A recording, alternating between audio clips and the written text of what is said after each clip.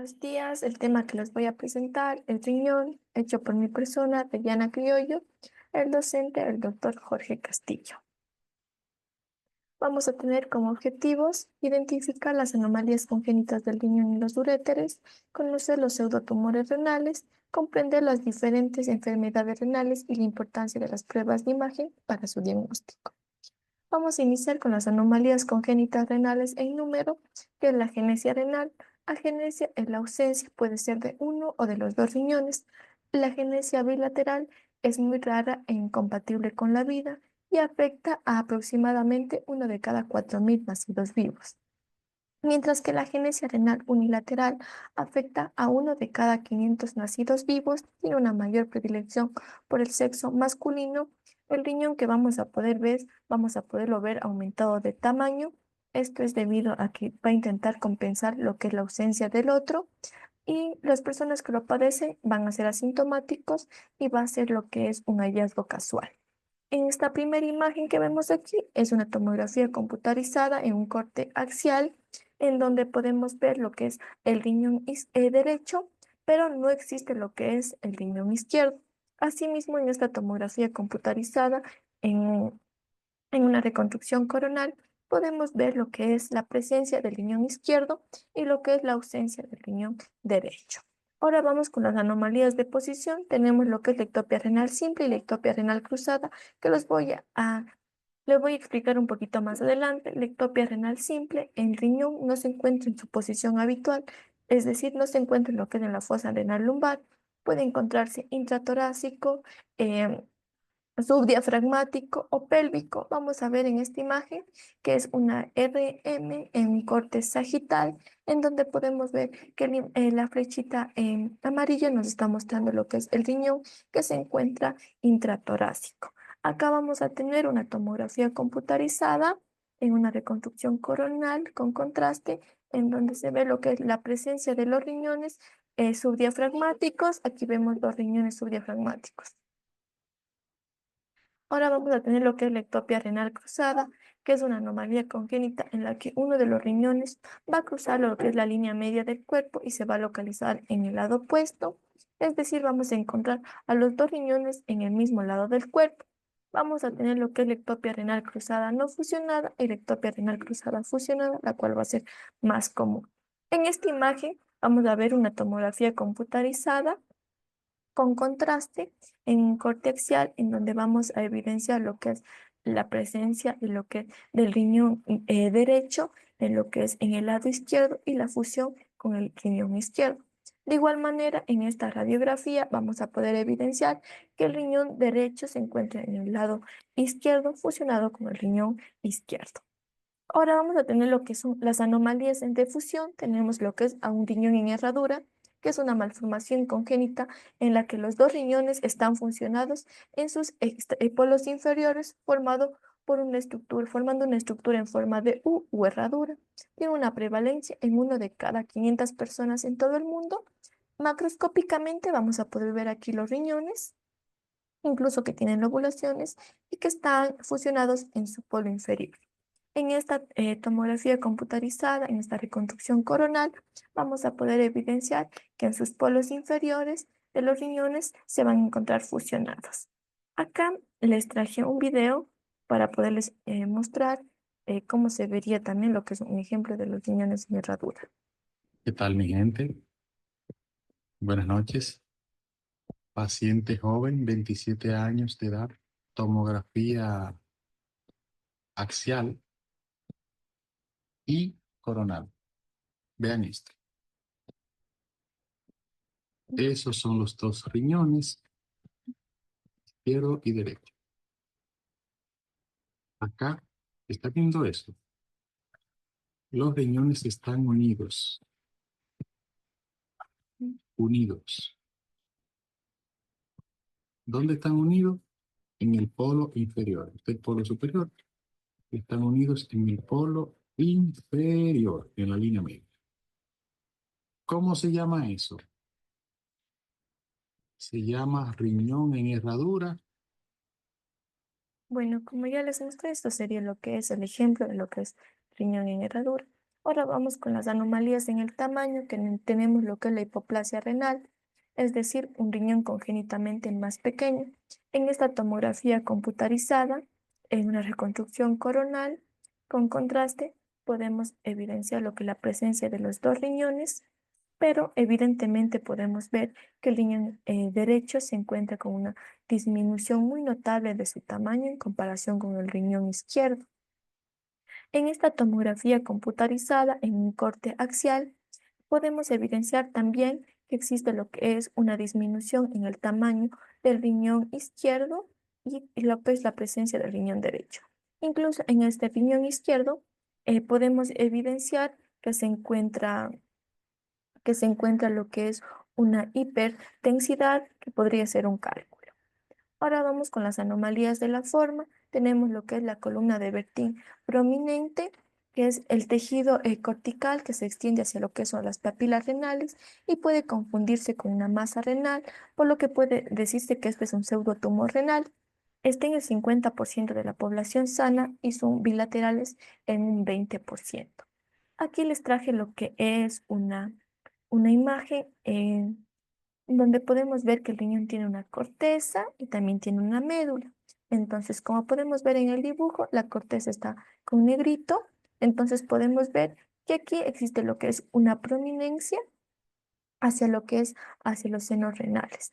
Entonces, acá en esta ecografía podemos ver la ecogenicidad de la pseudomasa, que es homogénea y se mantiene en continuidad con lo que es la corteza renal.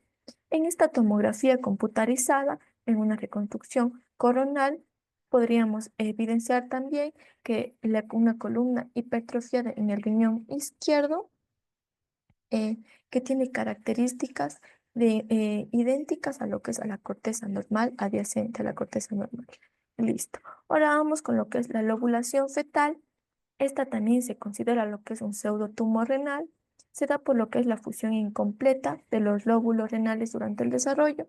Como vemos, el riñón normal es así liso, mientras que la lobulación fetal va a tener como lobulaciones.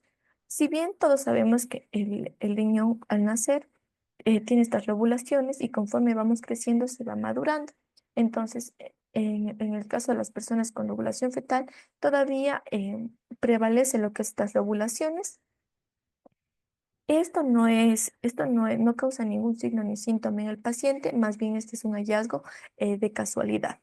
En esta ecografía podemos ver lo que es una serie de indentaciones que se ven en lo que es en la corteza renal. Acá también podemos ver en esta tomografía computarizada con una reconstrucción coronal que en ambos riñones poseen lo que son lobulaciones, que es lo que es la lobulación fetal. Ahora vamos lo que es la joroba del dromedario. Esta es otro pseudotumor renal. Estas son protuberancias focales prominentes que se encuentran en el borde lateral del riñón izquierdo. Estas son causadas por lo que es la impresión del vaso sobre lo que es la región superolateral del riñón izquierdo. Las jorobas del dromedario van a estar con una prevalencia en el 0,5% de la población. Como podemos ver en esta imagen esquemática, les traigo para mostrarles cómo sería esta prominencia. Aquí también vemos cómo está lo que es la corteza, en esta ecografía la corteza renal y vemos esta prominencia de la corteza. Acá en estas tomografías, también en el riñón izquierdo, vemos cómo existe lo que es una protuberancia de la misma hiperintensidad de la corteza, y acá de igual manera. Ahora vamos con lo que es a las variantes de la normalidad y pseudolesiones. Tenemos lo que es a la litomatosis del seno renal. La litomatosis es lo que es la proliferación del tejido graso de origen no tumoral en el seno renal. Esto puede ser por procesos patológicos o procesos fisiológicos, como es el envejecimiento, o patológicos que cursan por atrofia del parénquima, ya sea por infecciones, obstrucción, obesidad o aumento de los corticosteroides. Aquí vamos a tener dos tomografías computarizadas en cortes axiales. En esta vamos a evidenciar que en el riñón derecho va a tener lo que es su corteza, pero en el seno renal vamos a ver una hipodensidad que correspondería a lo que es al tejido graso. De igual manera, en la tomografía de acá, podemos ver lo que es la presencia de grasa en el seno renal.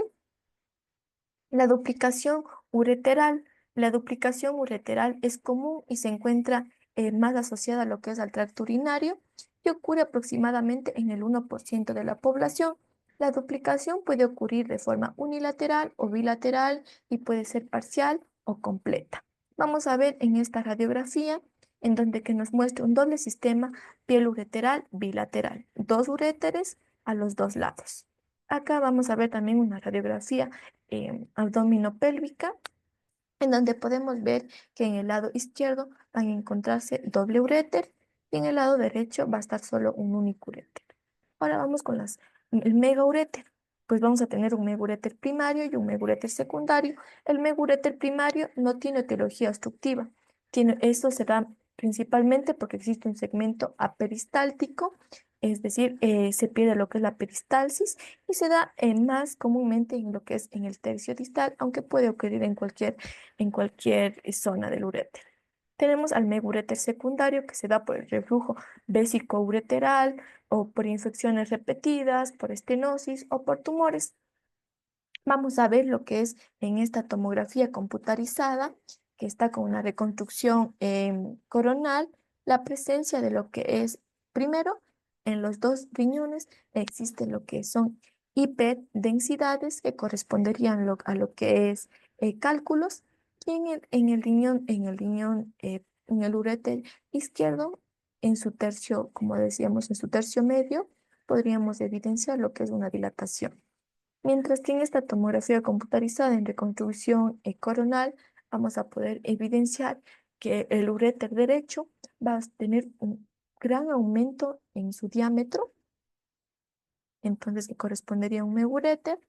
Ahora vamos con lo que es a la nefrocalcinosis. La nefrocalcinosis es lo que es el depósito de calcio en los riñones. Esta puede ser una nefrocalcinosis medular y una nefrocalcinosis cortical. La nefrocalcinosis medular se da en el 95% de los casos y la cortical en el 5% de los casos. Vamos a ver que la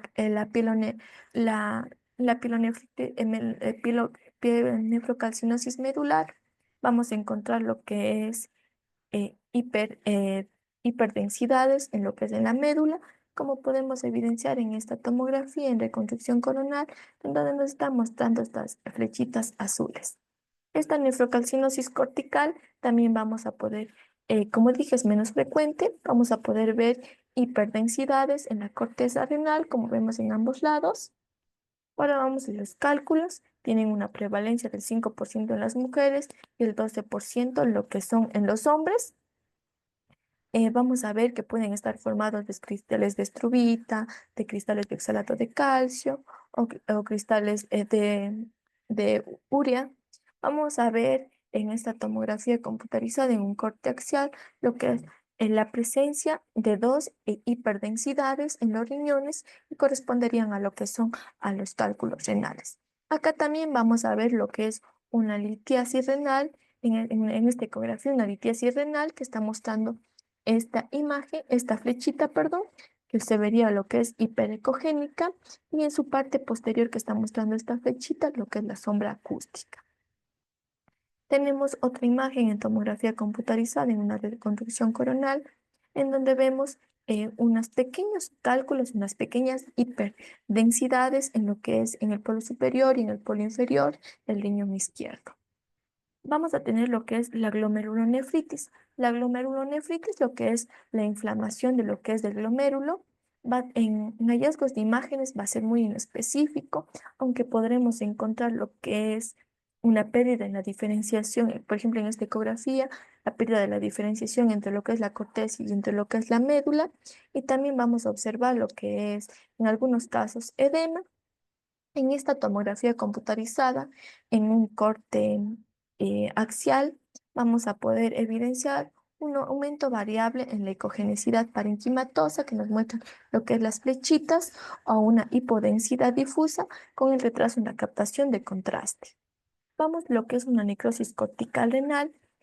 Aquí se produce lo que es la necrosis de la corteza renal.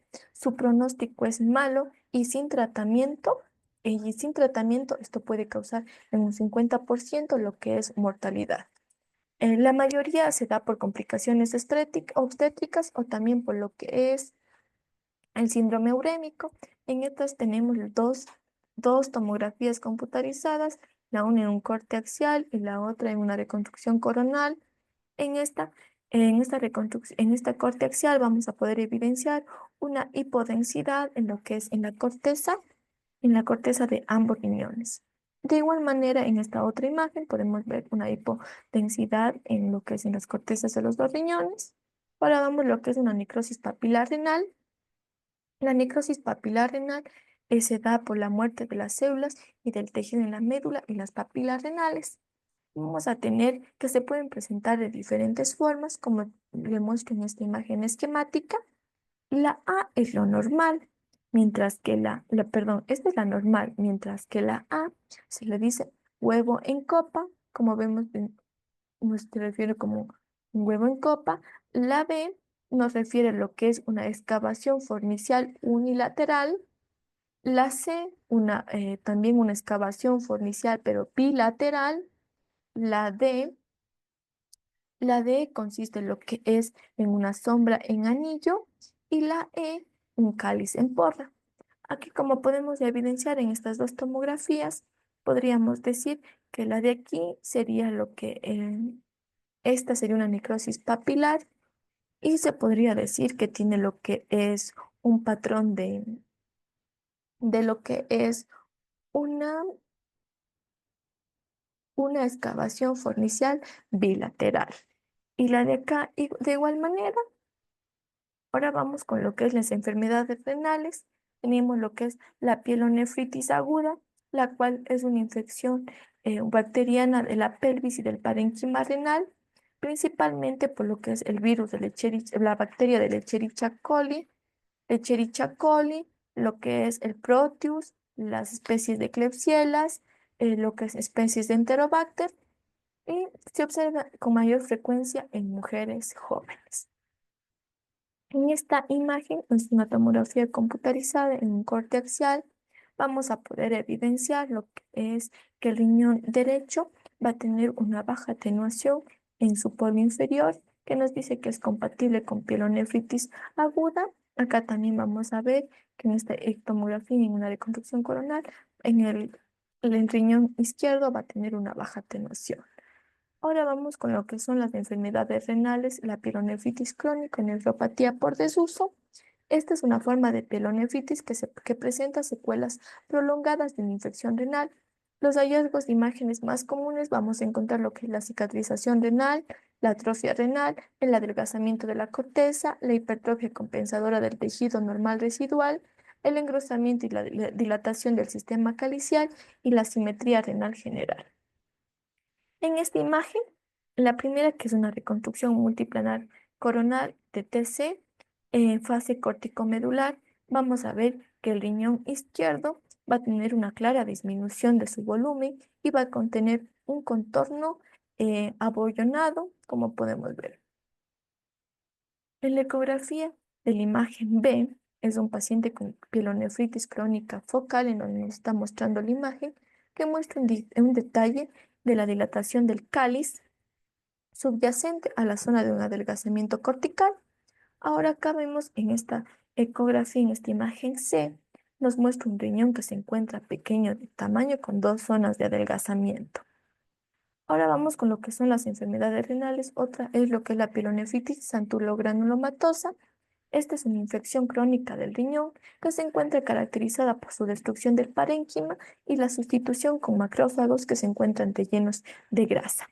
Esta se produce por una respuesta anormal a una infección bacteriana, lo que es del parénquima renal, que se produce por la presencia de la obstrucción de las vías urinarias, principalmente por la Escherichia coli y también por el Proteus. Se da principalmente también en mujeres entre 45 y 65 años. Macroscópicamente podremos ver un riñón de esta manera, que se encuentre con gran cantidad de grasa. También encontré que le podríamos ver como con el signo de pata de oso.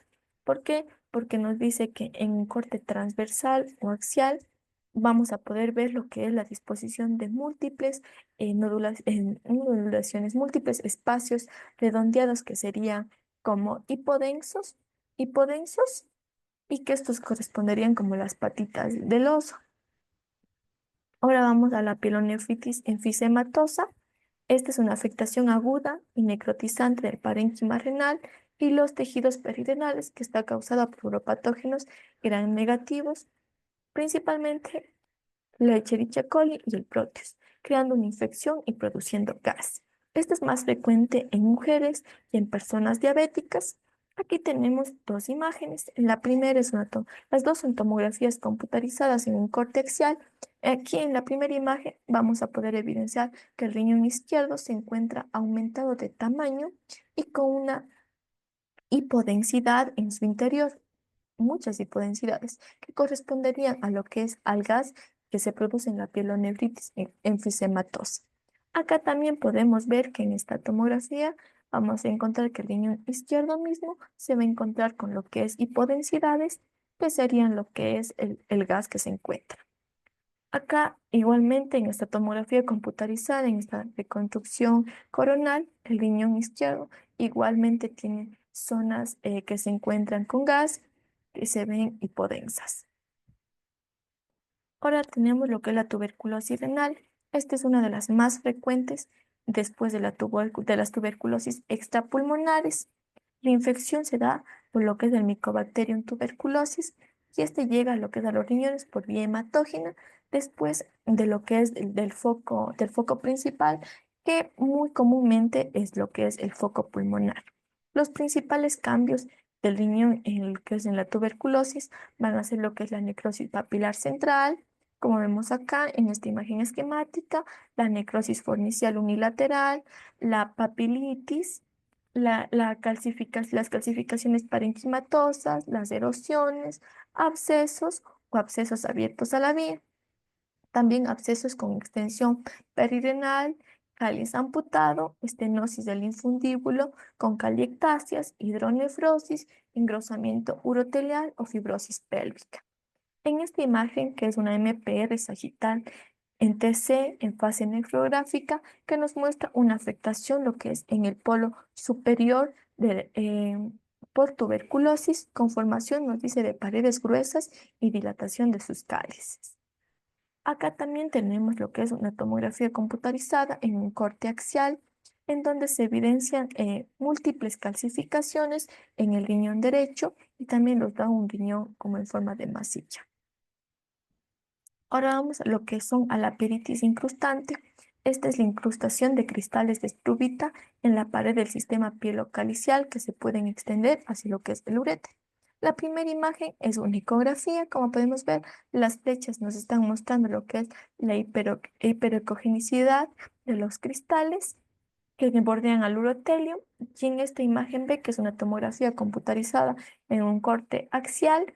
Vamos a ver que sin contraste se muestra también lo que es en ambos riñones unas hiperdensidades que serían lo que son las calcificaciones.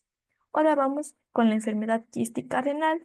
Tenemos al quiste renal, que es una lesión no neoplásica que se encuentra rellena de líquido.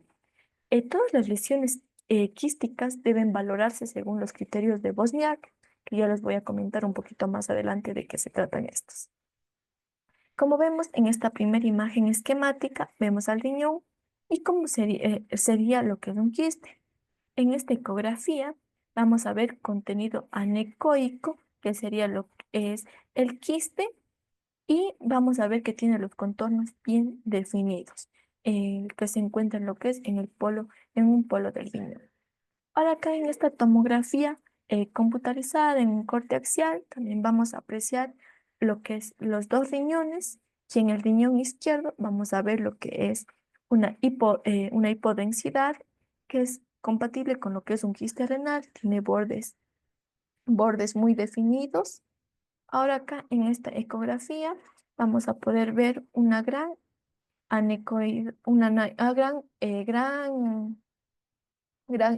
gran hipoecogenicidad o anecoico que se encuentra en un polo del riñón.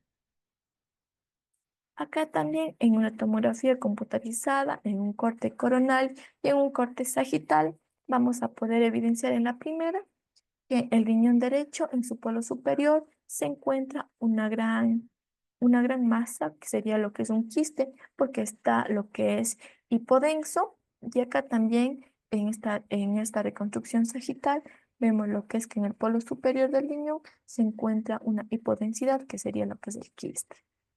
Ahora, como les dije, vamos a tener que clasificar a los quistes renales según la clasificación de Bosniak, ya que esta nos permite caracterizar a los riñones, ya sean benignos, malignos o indeterminados.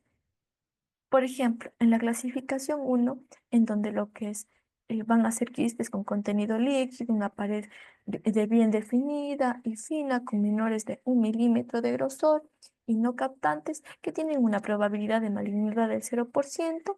La clasificación 2, en donde tiene la presencia de escasos tabiques finos, menores de 1 milímetro de grosor, sin captación, puede detectarse mínima captación en los tabiques, pero sin ser medible.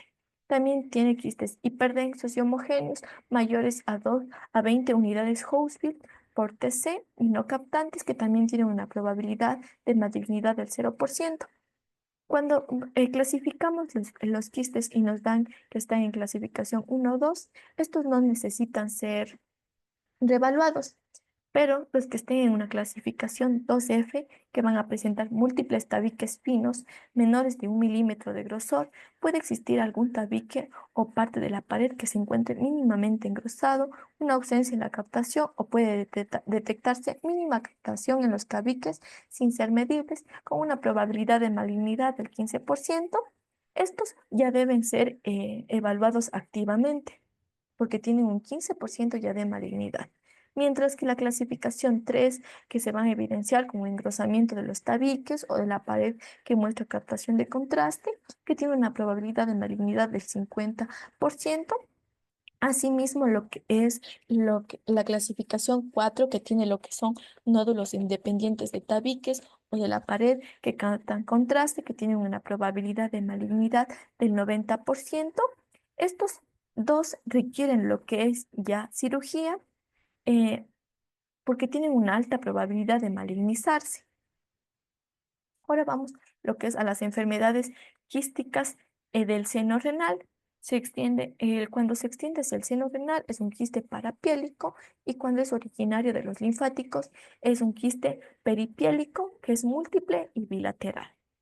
Como podemos evidenciar en esta tomografía computarizada en un corte axial, vemos lo que es en ambos riñones, en los senos renales, vemos lo que son hipodensidades, que serían los que son los quistes. Acá también tenemos en esta tomografía computarizada, en esta reconstrucción coronal, que en el riñón eh, izquierdo tenemos lo que es una parte que se encuentra en el seno renal hipodensa, que sería también un quiste del seno renal. Ahora tenemos lo que es la poliquistosis renal autosómica dominante, que esta es una enfermedad poliquística renal de herencia autosómica dominante por formaciones quísticas ya en la corteza y en la médula. Vamos a ver que el riñón se va a encontrar agrandado con múltiples quistes. Por ejemplo, en esta tomografía computarizada, en este corte axial, podemos ver que ambos tumores presentan lo que son partes hipoecogénicas, perdón, que estos serían tanto en lo que es en la corteza como en la médula. De igual manera, en esta tomografía computarizada en reconstrucción coronal, vemos que se encuentran lo que es múltiples quistes, porque vemos múltiples nodulaciones, que serían lo que es compatibles con lo que es una poliquistosis renal autosómica dominante. Tenemos lo que es la enfermedad de von Hippler-Lindau, que se da por lo que esta es una enfermedad genética que es muy poco común, que causa lo que es el crecimiento de tumores y quistes en varias partes del organismo, que causa lo que es tumores en varias partes del organismo, como el cerebro, el hígado, la médula espinal, los ojos, los riñones y el páncreas. Estos tumores pueden ser benignos y malignos. Aquí podemos evidenciar en esta tomografía computarizada en reconstrucción coronal la presencia de lo que es quistes o tumores que se encuentran lo que es como una hipodensidad en su polo superior, por decir, en el polo medio, en el polo inferior, en el tercio medio. Vamos a ver también en el riñón derecho que se encuentran también hipodensidades. De igual manera, en lo que es en esta tomografía computarizada, en este corte axial. Vamos lo que es al riñón medular en esponja o ectasia tubular renal, que esta se da por la dilatación de los túbulos colectores a la altura de las pirámides, la dilatación tubular y acumulación de calcificaciones y la litiasis de las vías urinarias. Como podemos ver en esta imagen, que es una tomografía computarizada en un corte axial. Las flechitas nos están mostrando lo que es una hiperdensidad, que sería lo que son las calcificaciones. De igual manera, en esta tomografía computarizada, en una reconstrucción coronal, las flechas verdes nos muestran lo que es una hiperdensidades, que serían lo que son las calcificaciones. Ahora vamos a hablar de la patología tumoral renal. Vamos a ver que los tumores renales sólidos malignos van a encontrarse el 5%, como dice acá arriba, en los hombres y en el 3% en las mujeres. Ahora, el carcinoma de las células renales. El 85% de todos los cánceres es en el 85% de todos los cánceres. Debe sospecharse ante la presencia de una masa que no tenga lo que es una grasa macroscópica. Y el carcinoma más común es el de las células claras y también el que mayor mortalidad produce.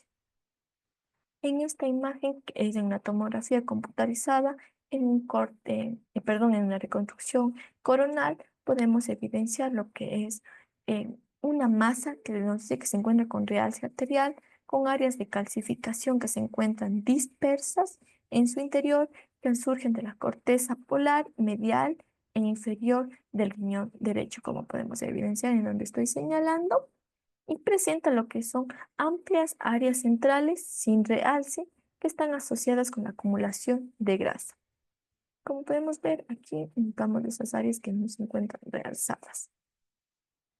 Ahora vamos en estas imágenes, que estas también son una tomografía computarizada en cortes axiales. Vamos a tener 4 fases aquí. La primera, la A, que es una basal; la segunda imagen, que es la B, que es una córtico-medular; la segunda imagen, que es la C, que es una nefrográfica; y la última fase, que es la D, que sería lo que es la excretora.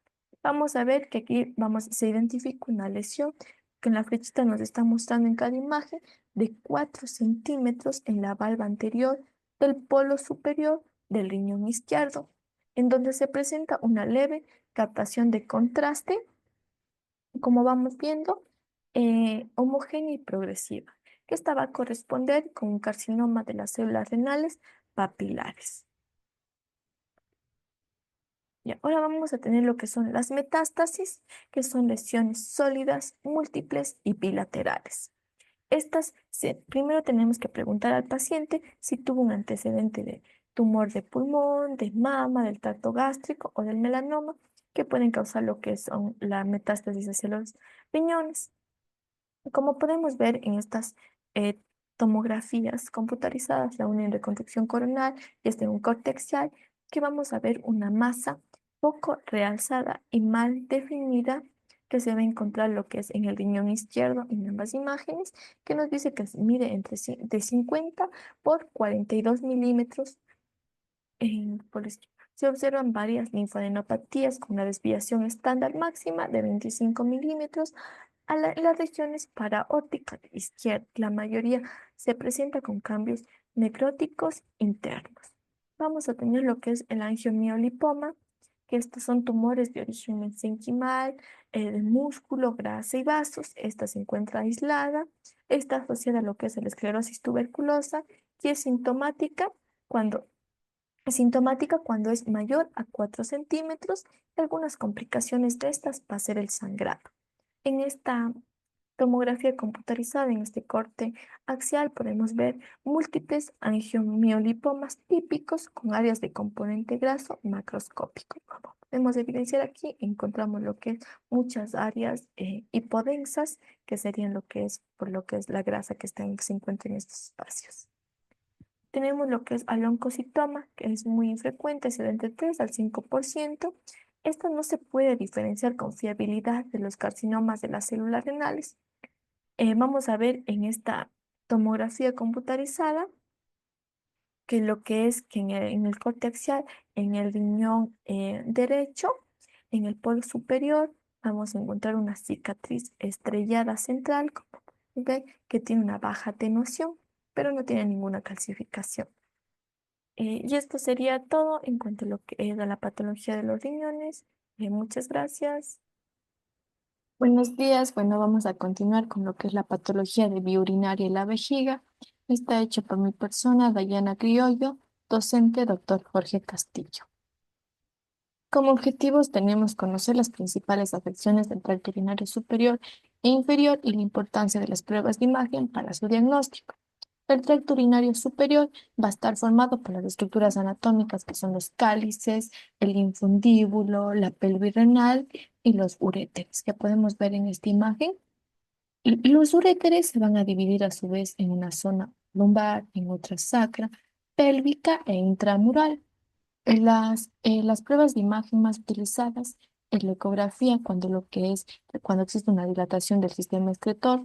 Antiguamente se utilizaba mucho lo que es la urografía intravenosa, que era lo que es una serie de lo que es de radiografías, tras lo que es la administración de contraste por vía intravenosa, aunque ahora está un poco ya más en desuso. Más adelante también les traigo un video para que puedan ver cómo se hacía.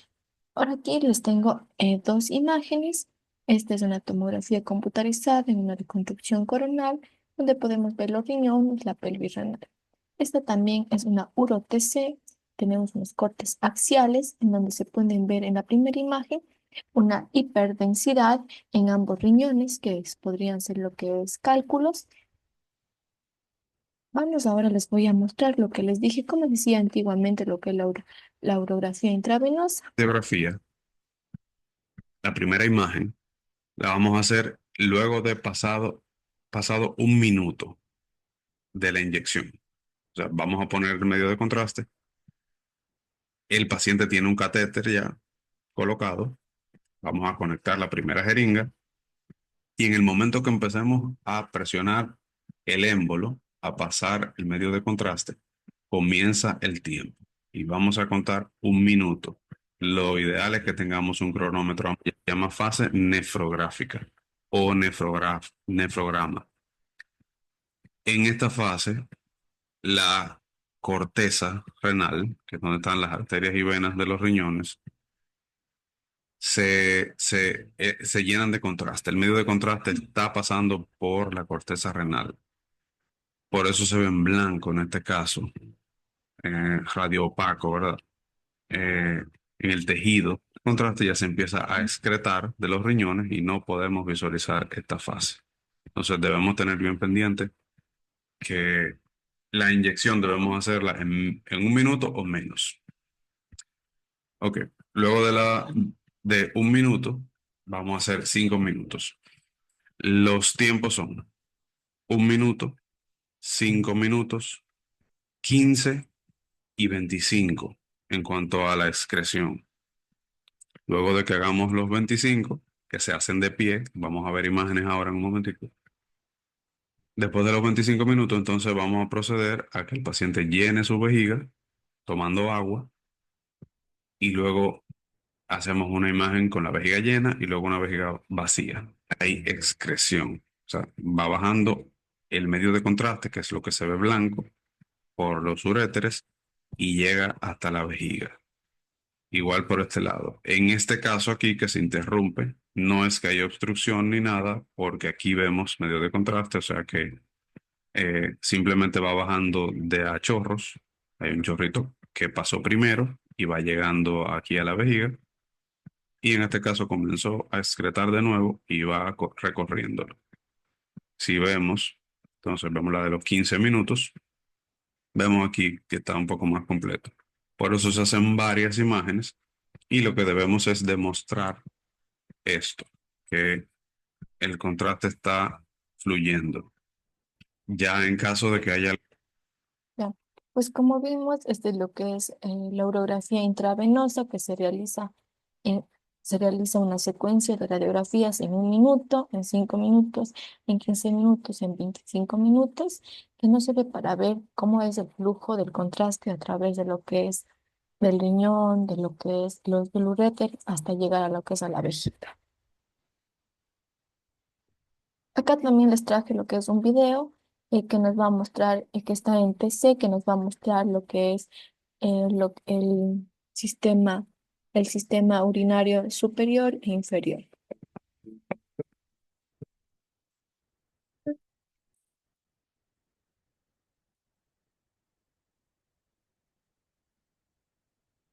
Podemos apreciar aquí que ambos riñones van a tener lo que es una hiperdensidad, que sería lo que es cálculos en su interior.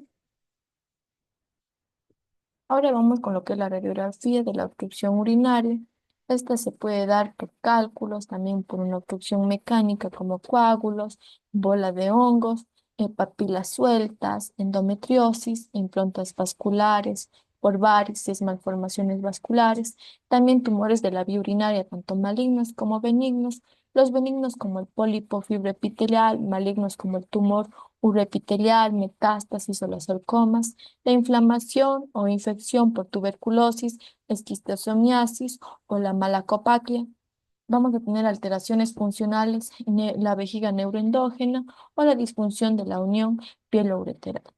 Las pruebas de imagen que más vamos a utilizar es la ecografía, que esta nos va a servir para ver lo que es la morfología, es la prueba inicial, la urografía intravenosa que nos daba los datos funcionales y morfológicos, aunque ahora ya no lo utilizamos mucho, el renograma isotópico, que es la prueba de medicina nuclear, que utiliza una pequeña cantidad de material radioactivo para evaluar la función y el flujo sanguíneo de los riñones, así como el drenaje de la orina. La pielografía retrógrada y anterógrada, la uro-TC y uro-M, con y sin contraste. Vamos a ver en esta tomografía computarizada, en una reconstrucción coronal, que en el uréter del lado derecho vamos a encontrarle primero, va a estar dilatado y también vamos a encontrar unas hiperdensidades que vemos aquí, que serían 3, que corresponderían a lo que es a los cálculos renales.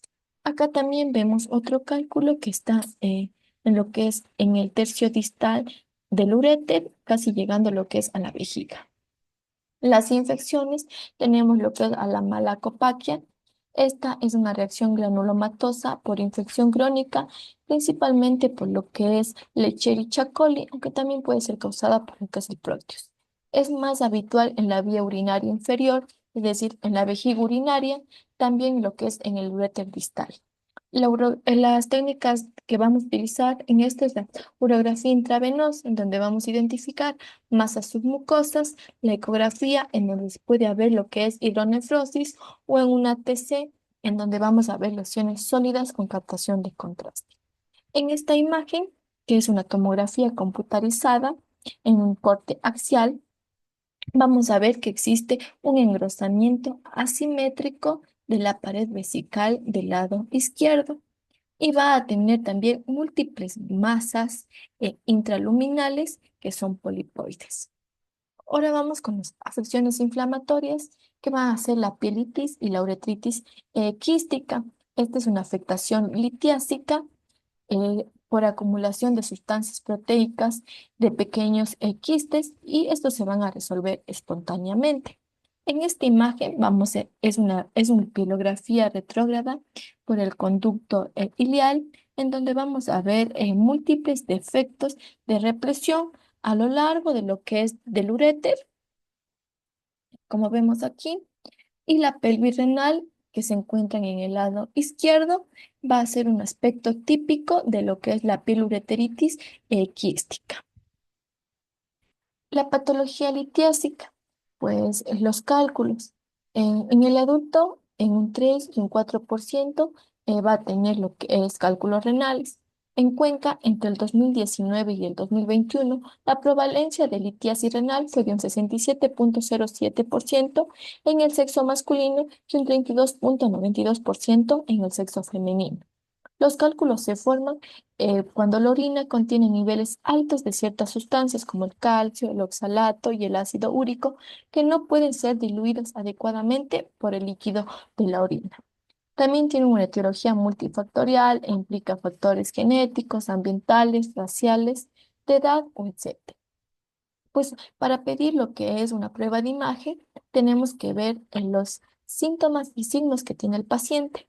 Más comúnmente va a tener lo que es dolores de estómago, espalda y vómitos, mareos, fiebre y sangre en la orina. Esta es una radiografía eh, abdominopélvica en donde vamos a apreciar en la de acá una radiopacidad que es un cálculo renal.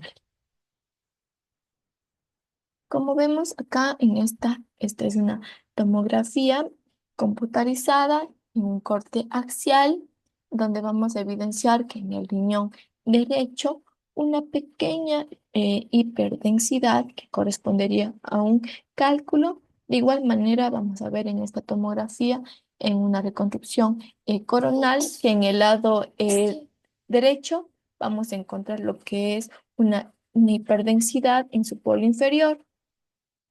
En esta imagen, que es una tomografía en reconstrucción coronal, igualmente vamos a encontrar lo que es una hiperdensidad en el riñón izquierdo. Para las afecciones malignas del tracto urinario, estas son menos frecuentes en el tracto urinario superior y más frecuentes en el tracto urinario inferior. Las técnicas radiológicas que se van a utilizar para evaluar estas va a ser lo que es la radiografía, urografía intravenosa, la ecografía, la pilografía retrógrada y anterrógrada, la uro-TC y la RM. Los hallazgos radiológicos van a ser masas intraluminales que se muestran como defectos de represión y como lesiones sólidas ocupantes en la luz, engrosamiento de la pared y la estenosis de la luz y la lesión infiltrativa. En esta imagen vamos a poder ver un paciente con riñones en herradura. En la imagen A, que es una sección axial en una frase contrastada, nos muestra lo que es con las flechitas un tumor urotelial piélico que se realza con el contraste, como vemos aquí, mientras que en esta imagen B es un defecto, se ve un defecto de represión en la fase excretora que provoca lo que es el tumor. Como vemos, nos está señalando lo que, la flechita. En esta imagen C, que es una reconstrucción de volumen, nos muestra un defecto en la represión izquierda que corresponde al tumor uroterial descrito, que nos está mostrando las dos flechitas y distalmente dos segmentos ureterales estenóticos correspondientes a lesiones tumorales sincrónicas. En esta imagen, que es una tomografía axial computarizada, vamos a ver en la imagen A, vamos a ver que esta es simple, la imagen B va a ser con contraste endovenoso y la imagen C, que es la vista de eliminación, nos dice que vamos a observar lo que es en el riñón derecho una dilatación de la pelvis renal, como apreciamos aquí, que según como pusieron el contraste, que la imagen B va a aumentar lo que es su densidad, y en la imagen C, que es en la eliminación, se observa un defecto de lleno a dicho nivel por un proceso ocupativo. Como vemos aquí, vemos una parte que se encuentra hiperdensa y otra que se encuentra hipodensa. Ahora vamos en estas otras imágenes, que esta es una tomografía computarizada en una reconstrucción coronal. Esta vamos a ver que se evidencia una infiltración difusa en donde están mostrando las flechitas de lo que es del polo superior del riñón derecho y no deforma lo que es el contorno del carcinoma uroterial de alto grado. Ahora vamos a ver en esta imagen, que es la imagen B, una gran tumoración que se está mostrando con la flechita urotelial que infiltra, nos dice que todo el seno renal, como vemos aquí, infiltrando todo el seno renal y se extiende hacia el retroperitoneo que nos están mostrando las flechitas y engloba hasta la vena cava, el duodeno y el psoas. Ahora vamos a hablar sobre la vejiga urinaria. Pues la vejiga urinaria se encuentra ubicada en el espacio extrarretroperitoneal. Esta va a estar formada por lo que es unas capas. Su pared va a estar formada por la mucosa, la lámina propia, la muscular y la adventicia. La patología neoplásica vesical, pues el cáncer de vejiga representa el 3% de los diagnósticos de cáncer a nivel mundial, prevalente en países desarrollados. Según Solca, el registro de tumores Cuenca, la incidencia de cáncer de vejiga es de aproximadamente 0,9% en la población. El carcinoma ureterial en el 90% de los tumores vesicales, que es predominantemente en los hombres fumadores que tienen entre 50 a 70 años. Como vemos en esta ecografía, vamos a poder ver una masa que se encuentra en un lado en la pared de lo que es de la vejiga. Ahora vamos a ver lo que es la estratificación del cáncer vesical, la de superficial no infiltrante e infiltrante. El superficial no infiltrante se encuentra en el 70 al 80% de las afecciones de la mucosa y de la lámina propia. La mayoría es de tipo papilar, en un 70%. El infiltrante es del 20 al 30% y afecta la capa muscular. En esta imagen les puedo mostrar un poquito de cómo es. Aquí vemos lo que es el carcinoma papilar que se encuentra invasivo. Aquí vemos un carcinoma plano invasivo. Aquí un carcinoma papilar, papiloma que se encuentra yéndose hasta la luz. Y este es un carcinoma plano no invasivo. En la imagen de aquí vamos a ver lo que es una estratificación del carcinoma vesical. Vamos a ver una trabeculación y un aumento de lo que es de la densidad de la grasa perivesical, en donde nos está mostrando la flechita aquí que sugiere lo que es una infiltración. Vamos ahora a estas imágenes. Las imágenes de arriba, en la figura de acá arriba, nos dice que es un cáncer vesical invasivo del músculo en un varón de 72 años en estudio por hematuria. La A es una urografía por tomografía computarizada en corte axial en una fase sin contraste que muestra una lesión, como vemos aquí, sólida que se encuentra en la pared lateral derecha de la vejiga. La imagen B, que también es axial, la imagen C, que es sagital, vamos a demostrar lo que es el realce de lo que es de esta masa que se encontraba a lo que es al lado derecho de la pared de la vejiga, y en la imagen D, que es una fase de eliminación, nos resalta lo que es el carácter papilar de esta masa. Podemos ver que el carácter invasivo aquí en esta imagen es indeterminable, pero tenemos que establecer esto mediante un estudio histológico. Ahora, en estas tres imágenes de aquí abajo, que también son tomografías en cortes axiales, vamos a ver un cáncer vesical no invasivo del músculo en un varón de 67 años con confirmación histológica. En la imagen A vamos a ver una urografía por tomografía computarizada, como ya les dije, en la pared vesical que se encuentra posterolateral derecha. En la imagen B, que se da en la fase nefrográfica, vamos a tener también lo que es en la imagen C, que es la fase excretora, donde podemos ver lo que es la masa papilar que se vuelve un poco más evidente y lo que es, existe un realce con el contraste. Sin embargo, es evidente que esta modalidad de imagen resulta insuficiente para determinar lo que es la existencia de invasión muscular. Vamos ahora con lo que es el diagnóstico, principalmente a través de las manifestaciones clínicas, como la hematuria. También tenemos que ver lo que es la citología urinaria, que examina las células desprendidas del tracto urinario para detectar los signos de enfermedad de las vías urinarias, como las infecciones, inflamación o cánceres como el de vejiga. Los estudios de imagen, como la endoscopía, nos permiten ver lo que es el aspecto real, el tamaño y la localización exacta de la lesión. Por ejemplo, este es un estudio de endoscopía en donde nos mostraba un cáncer de vejiga. Acá las pruebas de imagen también son muy útiles. Por ejemplo, en esta ecografía vamos a poder apreciar lo que es un tumor en la vejiga. Acá en esta urotomografía también se puede evidenciar que se encuentra lo que es un tumor en lo que es en la pared posterolateral de lo que es del lado izquierdo. Como lo está mostrando estas flechitas, ahora vamos a lo que es igualmente en esta tomografía, en un corte axial, nos está mostrando lo que es una masa que se encuentra en la pared posterolateral de lo que es del lado izquierdo. Podríamos decir que esta no tiene lo que son unos márgenes bien definidos, porque como podemos ver salen aquí unas pequeñas protuberancias y se encuentra medio irregular. Ahora vamos a ver los tipos de tumores. Tenemos lo que es el carcinoma urotelial, que se origina a partir del epitelio de revestimiento mucoso del tipo transicional y constituye casi la totalidad de los tumores.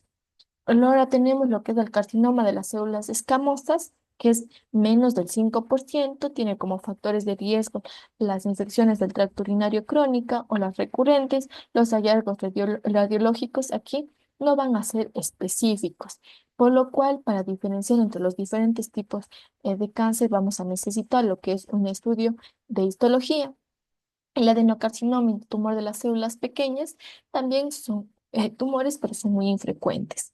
Como podemos ver en esta tomografía, en donde vamos a mostrar que se encuentra lo que es una masa, lo que es en el polo, en el lado posterolateral de la pared de la vejiga derecha, y de igual manera en esta tomografía contrastada muestra lo que es que se encuentra en un corte axial, va a mostrarnos un tumor que se va a encontrar lo que es en la cara anterior de la vejiga con un incremento en la densidad de la grasa perivesical. Ahora, los tumores no epiteliales tenemos al paraganglioma, que son células cromafines de la cadena simpática de cualquier punto del músculo detrusor, calcificaciones en anillos sugestivas, se presenta más entre los 20 y los 40 años con mayor frecuencia en las mujeres. Como podemos ver aquí vamos a apreciar en esta resonancia magnética un paraganglioma vesical. Esta resonancia se encuentra en T2, el paraganglioma se va a encontrar, por lo cual hiperintenso, va a tener lo que es, va a estar en la pared anterior de lo que es de la vejiga. Vamos a tener lo que es la patología pseudotumoral no neoplásica, tenemos lo que es el adenoma nefrogénico, la endometriosis y la amiloidosis. El adenoma nefrogénico es una lesión rara que podría confundirse con lesiones malignas. Más comúnmente se da en hombres por un cambio neoplásico en la vejiga urinaria con estructuras papilares crípticas. La endometriosis es un tejido endometrial que se encuentra fuera de la cavidad uterina, se localiza retrotrigonal y en la cúpula y se manifiesta con un engrosamiento focal de la pared. Y la amiloidosis es lo que es la acumulación de material amiloide en lo que es en las paredes de la vejiga. En esta imagen que es en una ecografía, en que nos dice que el paciente tenía molestias miccionales durante la muestración. Ecográficamente se muestra una lesión polipoidea en la pared vesical, que nos está mostrando la flechita, y en endoscopía se demostró que la mucosa estaba preservada y la biopsia mostró una endometriosis multifocal en la submucosa y la mucosa de la vejiga. La radiología tras tratamiento del tumor vesical infiltrante. Pues cuando existe un tumor y ya infiltrado, se necesita hacer lo que es una cistectomía radical. Esto es cuando el tumor invadió la capa de la pared de la vejiga y es de gran tamaño, por lo cual será necesario extirpar toda la vejiga y los ganglios linfáticos cercanos. En los hombres también se necesita extraer lo que es la próstata, las vesículas seminales y en la mujer los ovarios, las trompas de falopio, el útero, el cuello uterino y una pequeña parte de lo que es la vagina.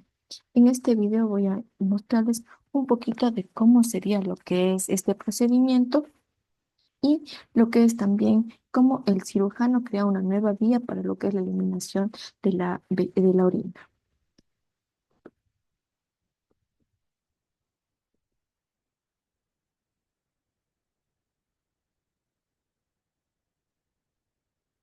Cortará ambos uréteres cerca de la conexión con su vejiga. Luego, se cortará cada conducto deferente. Luego, el cirujano cortará su uretra justo debajo de la próstata. Estos cortes liberan su vejiga y próstata para que se puedan quitar. los nódulos linfáticos cercanos a su vejiga y próstata serán quitados para determinar si su cáncer se ha diseminado. Debido a que se ha quitado su vejiga, su cirujano deberá reconstruir un nuevo trayecto para pasar la orina desde su cuerpo. Su cirujano creará este nuevo trayecto usando una sección de su intestino delgado en uno de 3 modos. Si usted recibe un conducto ileal, un extremo de la sección intestinal se unirá a la superficie de su abdomen, llamado estoma. Su cirujano sellará el otro extremo y unirá su uretra a este. Su orina drenará a una bolsa unida al estómago. Si usted recibe un depósito de continencia urinaria, su cirujano realizará una bolsa expandida de una sección de su intestino. Su orina drenará a través de un catéter al estoma. Si recibe una neovejiga o un sustituto de vejiga, su cirujano realizará un depósito de una sección de su intestino y lo colocará donde solía estar su vejiga. Su cirujano conectará la parte superior de esta vejiga a sus uréteres y la parte inferior a su uretra. Usted orinará contrayendo los músculos abdominales, lo cual creará presión en su neovejiga para vaciarla. Al final del procedimiento, se cerrarán. Bueno, y es así como el cirujano va a crear estas nuevas vías para lo que es la eliminación de la orina, tras la extirpación de lo que es la vejiga por lo que es el cáncer. ¿Cuáles van a ser las complicaciones de esto? De ser un hilio paralítico, una obstrucción intestinal, la fuga urinaria, infecciones, fístulas y colecciones, y a largo plazo también podemos tener lo que es una estenosis ureteral, litiasis o herpes.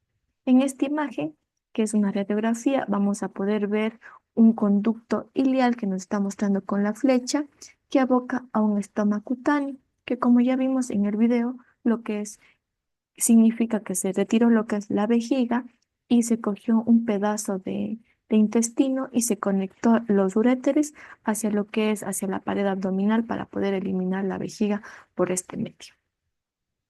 Ahora vamos a la patología tumoral e infecciosa. Tenemos lo que es la cistitis. Como sabemos, es la inflamación vesical por infección bacteriana aguda.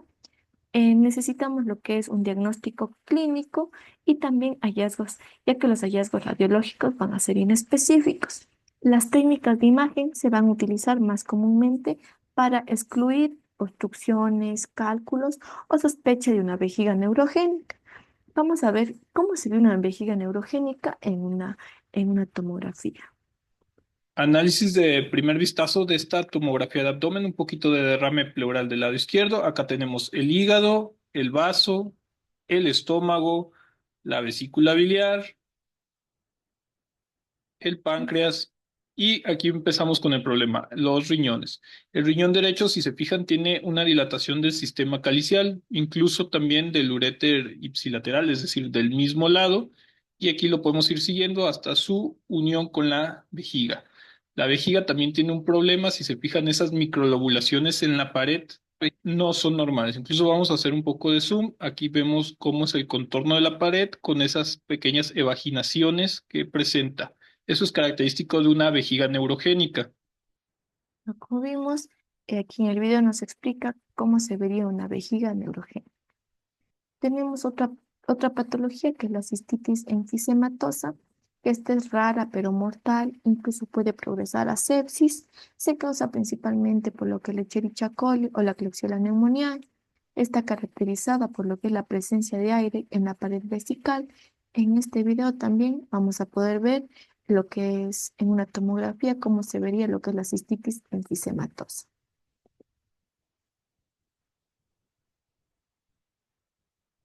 Como vemos, a lo largo de la pared de la vejiga, se va a encontrar lo que es hipodensidades, que serían lo que es el gas.